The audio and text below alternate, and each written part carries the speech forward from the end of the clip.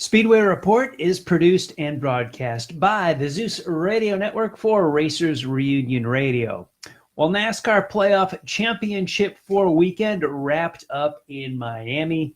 In the sandblasted surface of Myrtle Beach, welcome the modifieds and the late model stock cars. Dirt legend Mike Duvall was remembered in the 28th annual Blue-Gray 100. We've got all this and a lot more coming up. Welcome to Speedway Report for Monday, November the 19th, 2018, from the shores of Lake Norman in Race City, USA, Mooresville, North Carolina. I'm Patrick Reynolds, and thank you for joining the fastest half hour in racing. We are 1 week before Thanksgiving. Still got plenty of results to talk about. As I looked ahead to the calendar, we've got plenty of results to report to you in the weeks coming up. Weather's getting cold, holidays are here. Fear not, Speedway Report will be with you. Let's begin with the triple header down in Homestead, Miami, Florida, that settled 3 NASCAR National Series championships. The Monster Energy NASCAR Cup 400 yesterday was won by Joey Logano, and he clinches the championship, the Cup championship for 2018. The Xfinity cars raced 300 miles on Saturday down in Miami, and Tyler Reddick bookended his season with his win in Daytona in February. And now his win Saturday night for the Xfinity Series Championship.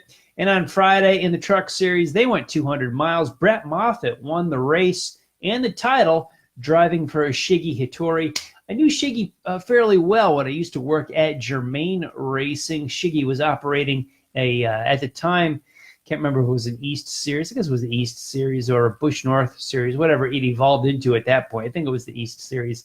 But he was operating that out of one of Germain's 2 buildings here in Mooresville, and it's good to see him always involved in the sport. That team struggled to even stay alive this year, possibly shut down due to funding. Nobody knows what they're doing next year, including Moffitt as a championship driver, but nice to have them win the championship in an underdog role. So all 3 races, Cup, Xfinity trucks, Logano, Reddick, and Moffitt, the race winners as well as the series champions. I think that's the first time that's happened.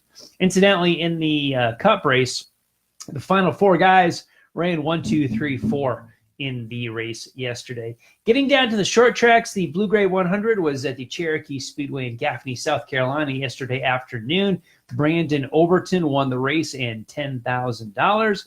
And on Saturday, the Myrtle Beach 400, Friday too, Myrtle Beach 400 was held down there in the half mile. The late model stock car portion was won by Chad McCumbee. You heard him on the last half hour on Stars Radio with Jerry Smith. And the modifieds ran a doubleheader. Friday, 35 laps, won by Matt Hirschman, and Saturday's 40-lapper, won by Tommy Catalano. Makes the trip down from the Northeast, from Pennsylvania and New York, worth it when you can wind up in Victory Lane. Let's pick apart the weekend here a little bit. I got one big thing we're going to touch on, but before that, let's talk about Sophia Florsch, who is awake and has a positive prognosis. You might have seen the footage on the internet splash all over social media. She is a German teenager, and she had a incredibly violent-looking F3 crash in Macau, China, during the Grand Prix there over the weekend. Soared through the air and over the normally about 4-foot high barriers that they have on a street circuit there. And through the air, she cleared the fence and hit a barrier outside of the racetrack. And she is estimated to be going 172 miles per hour in the air as she flew over. A few cars made contact with another car, caught some more altitude, and hit this outside barrier with the rear of her single-seater rear engine car, about 172. I've looked at several angles of this crash as well as a lot of video. I have not seen any video or stills to really tell me how the crash happened. When she comes into view, the car is backwards compared to the race travel, and then she soars through the air. It looked like she got over some rumble strips or some pieces that were off the racing surface, got through the air backwards, hit another car, went even higher, cleared the barrier, and into the outside wall or outside barrier that was outside the racing surface. She does have a vertebra fracture. She went to surgery for it Sunday, but she does have a positive prognosis. We'll keep an eye on that. Much like you concerned for her, the same as we were Robert Wickens over the summertime. Prognosis, yeah, back injury is extremely serious, but we'll see how they play out. They can go a lot of different ways over time with surgery, therapy, all kinds of ways it can go, both good and bad.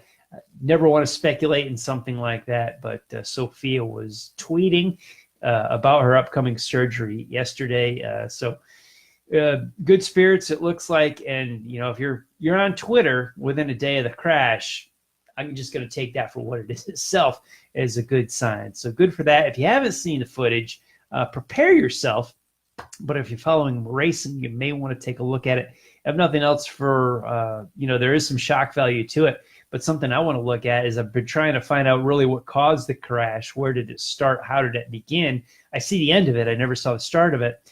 Certainly something to look at is how street courses are put together.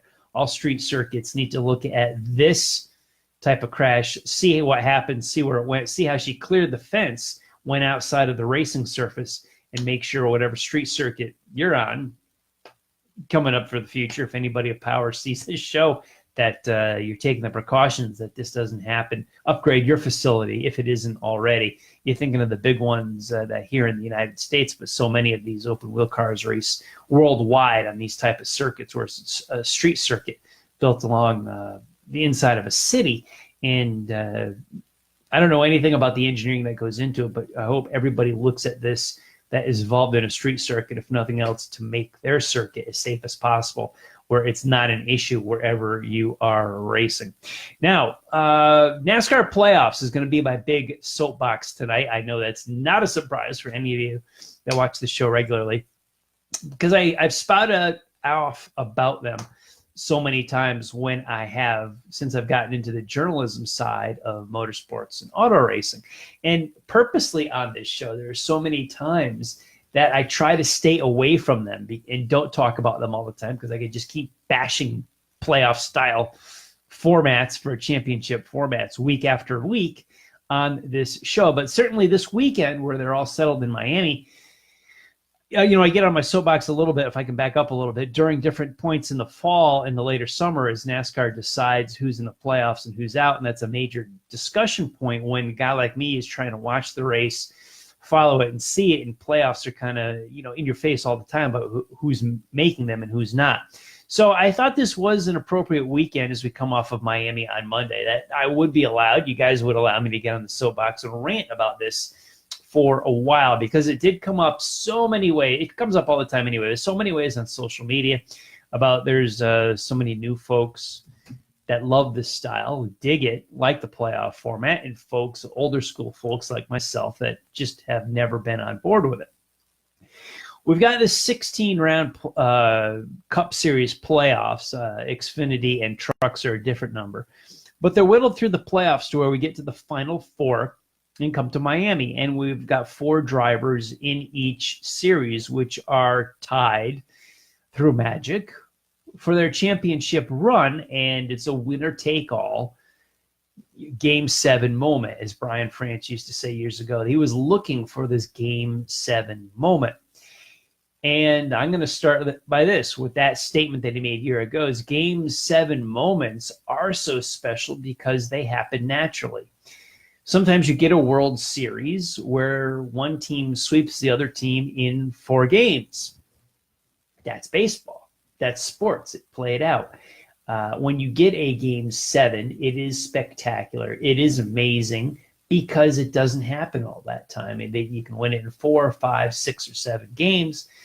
You can't just make a Game 7. Well, that's what we've done here, to me, a longtime fan, is that you've made a Game 7. It doesn't hold a lot of weight. I find this Championship 4 showdown in Miami extremely artificial and manufactured. I don't like it at all, not one bit. I've seen so many people defend it as well on social media that got good points. For every point I saw for this, I can pick apart and state the opposite of, I just don't have the time to argue with everybody on Twitter and Facebook about it. They're welcome to like it. You really are welcome to like it. I'm not. And I could go through all the reasons and the defenses that people have of this championship system, and I've got my own for you. A very common point that the championship in years past under the Bob Latford system, which was just a cumulative point total all year long, was that it is often decided too early. With a couple races to go, we would have already had a championship clinched with, we'd go into the final race of the year and someone would only have to finish 34th or what have you to win a championship. And I was fine with that. I'm going on record. I was always fine with that. I didn't complain about it. I was fine with it because what I saw, I felt was legitimate. It was an honest championship. We use these stick and ball references all the time. Other people do, to support this playoff system. And auto racing is not stick and ball references. There's not comparable to any kind of stick and ball. One of the reasons I fell in love with auto racing to begin with when I was a kid was that it wasn't like football. It wasn't like basketball or baseball. It was totally different. We did so many things different. That was the appeal. And there's a lot of comparisons now. Well, if the NFL did this, and you see it in the NFL, and Tom Brady this or that, who won the most games? And sometimes someone gets in the playoffs and they run the table where the undefeated team didn't win the championship, blah, blah, blah. I don't care. I don't care. I don't follow the NFL. I don't follow the NBA or baseball. If you're a fan of those, great. I'm not. I don't care. I like racing because it was different. And if a championship was decided early, I was okay with that because I saw a legitimate title being crowned. If the guy that won it by 400 points, 300 points, and it was settled way before we ever got to the last race of the season, fine. I was fine with that. So be it. Hey, some Super Bowls ended up 44-10 or what have you for the final score. If you wanted me to use a stick and ball reference, you'll use them with me. I'll use them with you. If a Super Bowl's a blowout, it is what it is. What are you going to do? A college basketball game, it's 10-0 at the top of the ninth. What are you going to do? I'm fine with that. That to me is literally sports playing out. And I'm not on board with this artificial, really fake championship. The Latford system that, Bob Latford devised that system where you got 175 to win, 170 for second, 165. It decreased by 5, by 4, and then 3 points, 5 points for leading a lap, 5 points for leading the most lap. The championship was decided some years at Rockingham a little bit before, or, what have you. It depends on when the last race of the year was, Atlanta, Riverside. With a few races to go, sometimes the title was decided. That same system, the exact same system, remember, that gave us 1992. That fantastic classic race in Atlanta, the Hooters 500 of 1992. This incredible points championship. And it was because, to me, that is so special, is because sports played out. Bill Elliott and Alan Kulwicki were so close to being tied with this system. It made this point championship spectacular, with Elliott winning the race and Kulwicki finishing second. And it came down to literally because Kulwicki led one more lap than Bill Elliott. It was that close in a cumulative system that started in February. That's what makes that race so special, where now we have a four-way tie guaranteed artificially in Miami. I'm not on board with this. There's other years. There's 1979. There's 1990, where the championship, the point total was so close, 20 points, 30 points, that it wasn't this shootout. And it was an amazing event because it happened naturally. We didn't force a game 7. We let Latford's system start in February at Daytona, and we just rolled through it till the end of the year. I thought that's what's made it special. And now it's this 4-way guaranteed system, and it just doesn't happen. And to me, I'm going to throw the stick and ball comparisons back at you because I've had so many thrown at me. We don't tie the Super Bowl at the 2-minute warning artificially for the sake of an exciting finish. The score is what the score is. We don't run quarters. We don't have the same dynamic of stick and ball sports, but we have all the cars on the track every week. We should not be running playoffs. I'm not on board with this. And if this system is so great, people talk about all the times we need this type of excitement. Simple question, where the heck is everybody?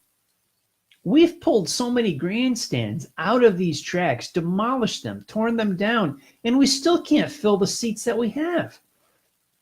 Miami was billed as a sellout for whatever, the 5th consecutive year. I certainly saw empty seats there, and I certainly saw tarps over the bottom of the grandstands in turn one. So this sellout is a crock too. If you've got tarps over grandstands, no, you did not sell out. If you have empty seats, yeah, you might have sold out, because I know exactly what happened. The corporate world bought up the remaining seats, so you could say it's a sellout. I know how that works. And this is not a system that's naturally going to appeal to young kids and millennials. That you want that excitement, that shootout, just to appeal to people, because they're not showing up. We've got a lot of empty seats, and we've got a grandstands, and we did not overbuild. When the Charlotte Motor Speedway built that Diamond Tower in turn 2, you remember that, before that was demolished, the place never sold out. Charlotte Motor Speedway did not sell out. But it didn't have to tear down grandstands. Grandstands were largely full. They just weren't sellouts. And so many of these tracks, you look at Bristol, you look at Dover, where they took out grandstands and empty seat after empty seat and covered with tarps. These sites used to be full. Bristol used to be full. It was sold out. You couldn't get a ticket. Where is everybody? If this system's so great, and this is how you're gonna grab that younger fan, where the heck are they? It's been 14 years. We're still waiting for them. Where is everybody? I'll tell you where you get the young fan. I've said it on this show before. The older fan. The dad and mom bring their kids to the racetrack, but this new system did a big part in running off mom and dad. That is how you attracted new fans, that young generation. Where's the next generation of race fan coming from? I agree with that strategy, that you need to be focusing always on the next generation of fan, whether that be sports, racing, baseball, music, what have you. Where's that next generation of fan coming from? That is always have to be a concern, but not at the expense of chasing away your current ones. That's what you have done for over 15 years now. That's where the next generation of race fan came from. That's where it has always come from. That's where it always will come from. And you chased away mom and dad since 2004. The 2004 chase was the first year that the sport decided a champion in a playoff style format. It was 2004. It was Kurt Busch. He won. And this sport continued to grow from its inception. Never, always tracked upward in every category. Ticket sales, media coverage, always tracked upwards until when? 2005. 2005 were the very first cracks in the armor of this thing, of television ratings, that they did not increase, was 2005. They actually were a little bit down from 2004. And then we went to 06, 07, 08, and they slowly declined, but now granted, people consume media different. So I take that with a grain of salt, the people watching TV and watching sports. However, the grandstand seats, to me, are an apples to apples comparison of where the fan base is, of how many have left the sport and how many have chased away. As a race fan, before I did a pit crew job, before I was a journalist, before I had a show that you're watching now, before that, all that, I was a fan. I had a job outside of the sport. I used vacation time and my own money to go on vacation, take times off, and go to the racetrack. I did that. I did it in the 80s. I did it in the 90s. I don't know if I would do that in 2018. As a professional, I go to the racetrack through Speedway Report. I do it. I still enjoy it. But if I had to use time off and dig into my pocket and spend, that was my vacation for the year, I don't know if I would do it. I darn well would think about doing something else. I don't think this would appeal to me. Now, there's a lot of newer fans who have discovered the sport since the chase came along, and they like the format and they've embraced the changes. Some of them know no other way to decide a title. So they're on board with it and they love it. And if they love the sport, good for them. I don't bash anybody that does love this format. It's just simply not for me. I would even want to talk about one of the Facebook friends there, Shane Ryan Bailey. He made a comment on our Facebook post yesterday, or a couple days ago, whatever it was. I made a negative comment about NASCAR Playoffs on the Speedway Report Facebook page, and his reply was, "Hey, you're missing great racing." Shane and some other people have responded with that as well. It says, that's not my point of how good the racing is. Because I'll agree, the racing is pretty good. It is. It's not bad at all. It's not as good as what it used to be, in my opinion, but it's not bad. It's good. And to turn off a race, you are missing some good racing, but that's not my point. My point is we've got a championship that I no longer care about, and to me has been watered down and thinned out. What I once revered, what Petty and Earnhardt did with their 7 titles and Darrell Waltrip's 3 and Cale's 3, what they did, I thought I put that on a mantle. I put that cup, that championship on a mantle. And it was just awe and respected. And now with a playoff format, the series to me is watered down and thinned out, and it doesn't float my boat anymore. I just don't have the interest. And I can say, as a race fan that used to take vacation time to go to the track, that used to spend my vacation allowance every year, my budget every year to go to the racetrack, I don't think I'd do it now because I don't care as much anymore. The attendance is still a good indicator because TV ratings have changed. There's so many empty seats. Look, I was a sport on whose back this sport was built on. I was in the grandstands in TV ratings in the 70s, the 80s, the 90s. I helped build this until that TV deal was grabbed for 2001 under the 2 network umbrella, as opposed to all those tracks. I was the one that built this. Now, since 2004, with this championship format, it felt like it's turned its back on me. There's a lot of old school fans before me from the 50s and the 60s that remember those days, and we've been told that we are going to be left behind. And I don't know if I'm going to be left behind, but I might be leaving the sport behind because I don't care as much anymore. I still follow it. I still like it, but I don't revere it or respect it. I have much bigger interest now with IndyCar, sports car racing, Formula One, local and regional touring. So, am I going to stop paying attention to the Cup Series? Somewhat I have. I complain all the time with the hope that someone in Daytona Beach would hear me someday and say, they're trying to do things to help make the sport better and help fix it, but they don't listen to folks like me that are saying, here's what's wrong with your sport. You're not fixing your sport. You're causing it. Sunday afternoons to me used to be must-see TV for the Winston Cup races as it was back then. Now it's kind of filler. If I don't have anything else to do, I'll watch it. I watched the race yesterday in Miami because I happened to be done with everything else that I needed to do. Here we are coming up on Thanksgiving weekend, and I'm kind of pumped about the Brazilian Grand Prix for Formula One. I'm more pumped for that than I was for the NASCAR finale in Miami, and I can attest a lot of it to the playoff style format. I just don't see the luster and the shine on the Cup Series that it used to have when I was younger. So what's the future? What's the future of the sport for me? Do I cover it anymore as a journalist? Yeah, I do. Am I going to ignore it? No, but I certainly just don't have the interest that I once did. I watch it. I like it. I used to have a passion for it. I just did not miss a race on Sunday afternoon, either in person or on TV. But I don't think the sport is leaving me behind, but the sport is moving and I'm not moving with it. And I'm okay with that. I don't know if NASCAR is okay with that. I think they would like me back. I'm not much interested in being back to them. I'm real excited about the Indianapolis 500 in May, much more than I am of the Daytona 500 in February.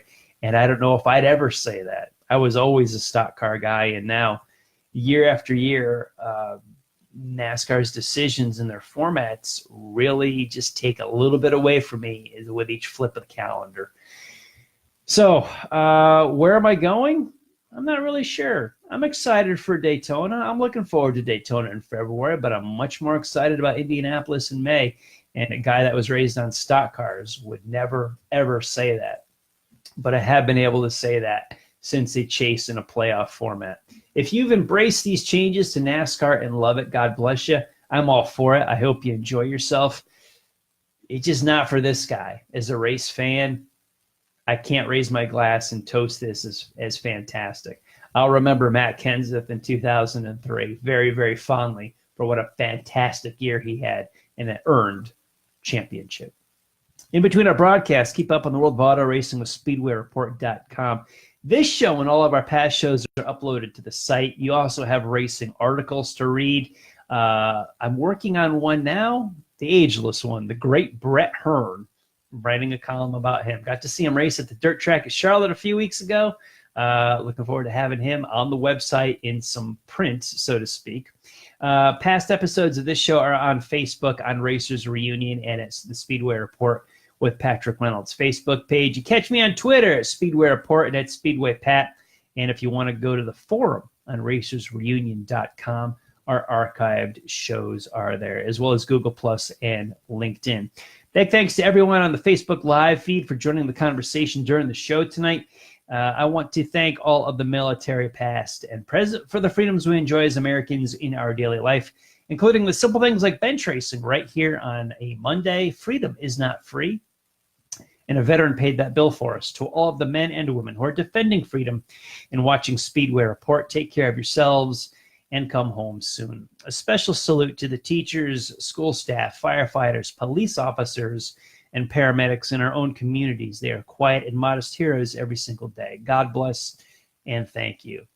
You have been watching Speedway Report from the shores of Lake Norman in Race City, USA, Mooresville, North Carolina. Please like our Facebook page, Speedway Report with Patrick Reynolds, and follow me on Twitter at Speedway Pat.